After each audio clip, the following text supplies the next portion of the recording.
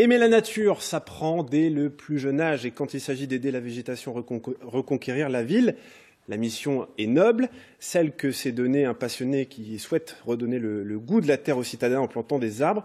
Rencontre signée Florence Mabille de Poncheville et Antoine Morvan. Vous connectez les jambes, voilà, recréer une forêt, faire des connexions. Vous prenez la longueur d'un bras, d'accord? Et ça, c'est la distance que vous mettez entre chaque arbre.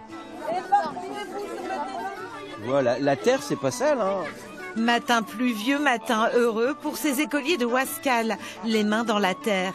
Leur activité du jour, une première, planter 300 arbres de 15 variétés, du tilleul au noisetier.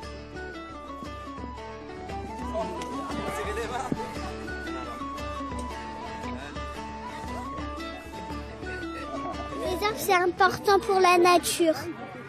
Parce que les arbres, les oiseaux, ils ont besoin de vivre et ils ont besoin d'amis pour les bébés oiseaux. La pêche, c'était comme si on cherche un trésor, c'était super lourd, c'était difficile, c'était trop rigolo.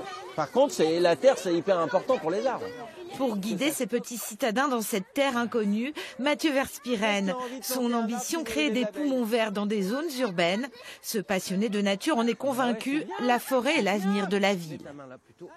Planter un arbre, c'est un signe d'espérance pour l'avenir, c'est construire la nature, des espaces de nature pour demain, c'est favoriser la biodiversité et ça c'est important qu'ils le fassent aujourd'hui et que demain, quitte à ce que demain ils deviennent militants et voilà et engagés. Il y a une énergie qui se dégage dans ces chantiers de plantation. Enfin, vous voyez, là, on est tous ensemble, il y a des adultes, des enfants, les plus grands et les plus jeunes. Enfin, c'est magique, quoi.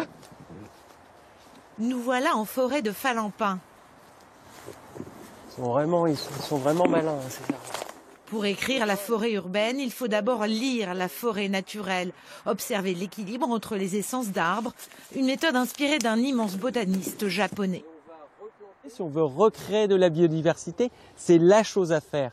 La forêt et les zones humides sont les espaces sur Terre où il y a le plus de biodiversité. Des forêts en ville, l'affaire de tous, Mathieu veut convaincre les citoyens comme les entreprises.